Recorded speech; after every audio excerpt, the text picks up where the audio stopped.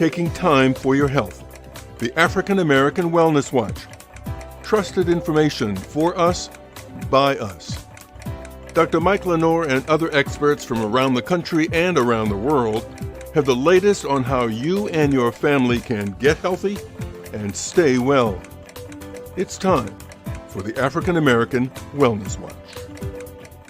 Welcome to a special edition of the Wellness Watch. I'm your moderator, George Strait. We're going to spend the next few minutes talking about the hottest topic in medicine and drug therapy, the new drugs that were originally developed to treat diabetes, but because they can also help you lose weight, have become blockbuster sellers. What makes this discussion special is that we have with us Dr. Griffin Rogers. Dr. Rogers directs the National Institute of Diabetes and Digestive and Kidney Diseases. A mouthful. It's the institute at the National Institutes of Health that pursues the most compelling research to combat the nation's most debilitating and costly chronic diseases. Now, these new drugs have become top of mind for him and for a lot of researchers. Dr. Rogers, welcome to the program. Thanks for having me. Dr. Rogers has led the NIDDK for 17 years and is one of only 2 African Americans to lead one of the 27 institutes and centers at the NIH. Again, it's truly an honor for us to have you on our program, Dr. Rogers. Of course, the pilot of this program and our whole effort is our executive director, Dr. Mike Lenore. All right, well, thank you, Dr. Rogers, for taking the time to join us today, because this is a pretty hot topic. About 1 out of every 3 people I know is, if they can't get the drug, they're trying to get the drug. What's with these new drugs that were originally designed to enhance people's ability to control diabetes have become now all the rage? Absolutely. Now, how do these drugs work? Their medication work by activating a hormone receptor that's in the intestines. And by that activation, it results in a lower blood sugar. It reduces hunger. It slows the digestion. And it also acts on receptors in the brain simultaneously, which decrease appetite and the cravings, and also signals that the body is full. Even like a small amount of weight reduction for people with diabetes can help blood sugar management. I'm Mila Clark. I'm 33 years old, and I have a type of diabetes called latent autoimmune diabetes in adults. Hormones. Hormones are the body's messengers, running from one place to another, prompting certain cells into action. When we eat, our bodies produce a bunch of hormones to aid in the process of digestion. One of them is GLP-1, the hormone that tells us when we're full. This is the sequence of amino acids that make it up. And this is semaglutide, the generic name for Ozempic. It's made to mimic GLP-1. Here's why. When food enters your stomach and begins to work its way through the digestive system, your body releases GLP-1 in the intestine. There are receptors for GLP-1 in cells all throughout the body that serve different functions when triggered by the hormone. In the pancreas, GLP-1 receptors promote the production of insulin, the hormone that lowers blood sugar levels, and suppress the production of glucagon, the hormone that raises blood sugar levels. This is important for people with type 2 diabetes whose bodies are insulin resistant and produce very little insulin of their own. Synthetic insulin is a critical treatment for blood sugar management. And semaglutide makes the insulin you do have, whether it's produced naturally or synthetically, work better in your body. Losing excess fat can also help you become more insulin sensitive. That's where GLP-1's next receptor comes in. In the stomach, GLP-1 receptors slow gastric emptying, which means food doesn't move through the digestive system as quickly and you stay fuller for longer. It slows the digestion of your food, which overall helps with blood sugar spikes, and it helps you feel fuller for longer so you don't eat as much. And maybe most importantly, at least in regard to weight loss, there are GLP-1 receptors in the brain, particularly in the hypothalamus, that suppress hunger cravings. That fuller, satiety feeling for longer is really helpful. The digestive system is designed to do all of this naturally, but GLP-1 based medications are made to amplify the hormone's numerous health effects. And it works. These newer classes of drugs are much more effective than previously approved medications, and people are able to lose 15% or more of their initial body weight. Well, you know, this certainly engages us in the discussion as to whether or not it's better to control obesity as it is opposed to diabetes. So these drugs, like I say, are are relatively focused on diabetes. But our problem with obesity, many in the medical community would argue, is much greater. And so that using these drugs for weight loss is probably not such a bad thing. But the most appropriate use for these drugs is what? Yeah. So, it's great that you mentioned that point, because even though the American Medical Association classified obesity as a disease more than a decade ago, there continues to be reluctance to use medications for conditions many people believe can be managed by diet and exercise alone. There's also a lot of stigma surrounding obesity, such as blaming the patients or the people for their weight, even though obesity is caused by several complex biological, environmental, and behavioral factors. Many people with obesity do well with diet and exercise alone, but often people with obesity can't lose enough weight or at least maintain that weight loss to improve their health. And so there needs to be a safe and effective therapies for obesity. Now, not everyone who has obesity should necessarily be taking these anti-obesity medications. You really have to work closely with your healthcare provider to understand your medical and family history and other conditions before prescribing it. So the risk and benefits, as we're always taught, has to be the guiding point of when to, develop a particular plan. But I also want to sort of leave and convey the message that you be wary of going online on advertisements and websites selling or marketing weight loss medicines. They may sell something that's compounded, which are not approved by the FDA. They may contain other ingredients than the brand name drugs. There's really no generic form at the moment of Ozempic or Wegovy or Mounjaro or Zepbound, and counterfeit anti-obesity medicines can really cause serious harm, and they've been sold over the internet. So, and also people injecting these drugs at the present moment, there's not an oral way to give these drugs. Injecting the drugs without proper training can also do serious harm. So this is something that people have to keep in mind. Let's stay with the nitty gritty of these medications. Get fairly specific. First of all, how are they administered? Well, these neuro anti-obesity drugs are administered by once weekly injection. The cost may be very high. If your insurance doesn't cover it, it can cost up to $1,000 a month.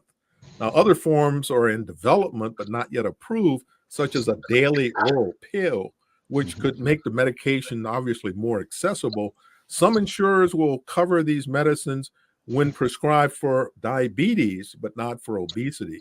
And also, while Medicare doesn't pay for anti-obesity medications, Wegovy is now approved for the prevention of heart disease in patients with a history of cardiovascular disease. So your doctor and their office staff may have to work with you and your health insurer to see whether you qualify and that they will pay for these drugs. Of course, as I mentioned, the drug works on receptors in your intestines, and therefore some of the common side effects that we see with these drug use are nausea and diarrhea, constipation, stomach pain. Sometimes these can get worse over time. But again, this is why you need to work with your healthcare provider, who might begin with a smaller dose and then gradually work up to a higher dose to minimize these side effects. And I've also heard that another side effect could be these drugs have an adverse effect on your kidneys. Yeah, they could. Usually that's generated as a direct result of dehydration and other. So again, going to a provider who has some familiarity with these to tell you the do's and don'ts are extremely important. And if you stop using them, what happens? Well, you took the words right off my mouth. Weight regain is highly likely, but that doesn't mean that the drug was ineffective. For instance, we readily prescribe medicines for other things like high cholesterol. And once your cholesterol is back in the normal range, we know that if you stop taking it and other circumstances don't change, your cholesterol is likely to go back up again.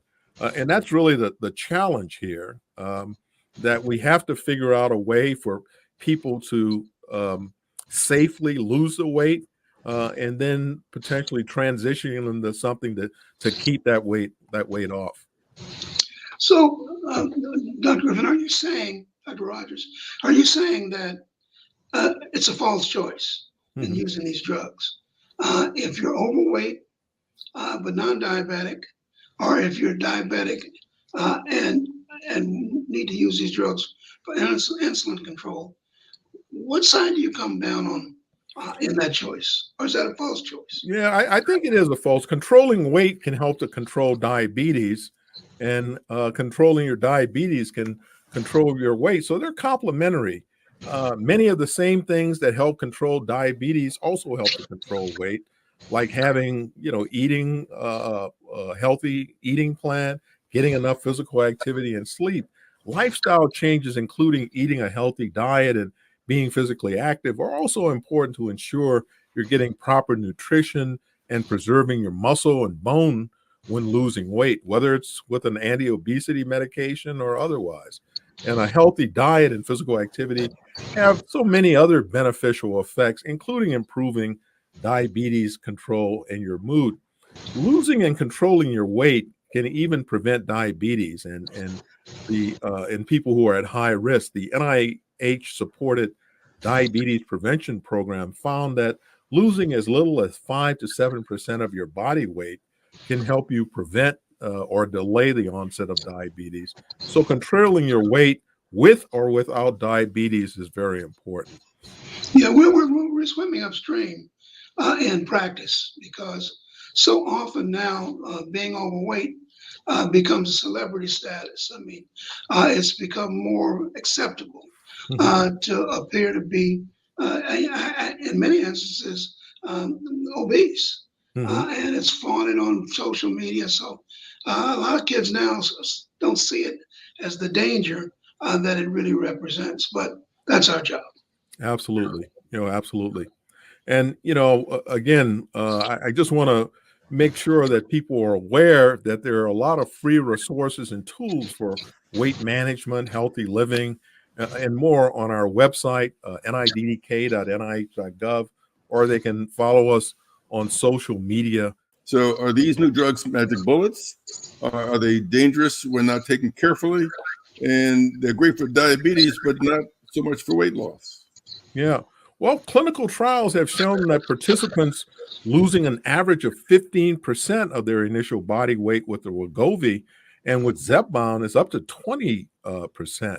Up until 2022, these drugs were only available for adults, but now Wegovy has been FDA approved for kids or adolescents 12 and older, meeting certain criteria, the American Academy of Pediatrics, that I'm sure Dr. Lenore can tell us about.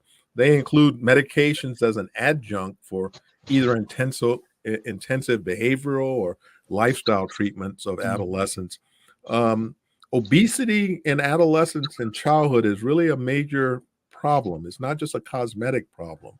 And we really do need to get ahead of these, because if they do develop complications like diabetes and heart disease and kidney disease, it's very difficult, at least with the existing medications that we have, to treat those in younger individuals. It's not as simple as take this injection and you won't be living with obesity anymore, or you will reverse your diabetes. But as a community, we get really excited to see innovations happen and tools that can make our lives a little easier and that can cause less diabetes burnout and helps you think about diabetes less. It's one of those things that I think all of us want to protect at all costs. Well, this has certainly been a very stimulating discussion. I think the challenge now, especially from the perspective of children, is that, my grandchildren, they order their own food. DoorDash, Grubhub. We don't know what they're eating and when. And so I think that's a real challenge for us to kind of combine a message that allows us to deal with these children, especially, and with adults, to appropriately use these drugs for what they are recommended for, and still to continue to encourage diet and exercise, although in many instances that's kind of a losing battle. Yeah. But we want to thank you, Dr. Griffin Rogers, for taking time.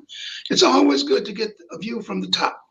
I mean, to give access to the person who can give us an overview of the comprehensive matrix that you've given us. And thank you, George, for putting together such a program. And I want to thank those of you taking the time to look at the Wellness Watch. We're on a regular basis, and we'll leave some of that at the end of the program. But also, we end each program, and I get that little smirk from George, but I think it's the message that I live by. Health is your biggest asset, so protect it.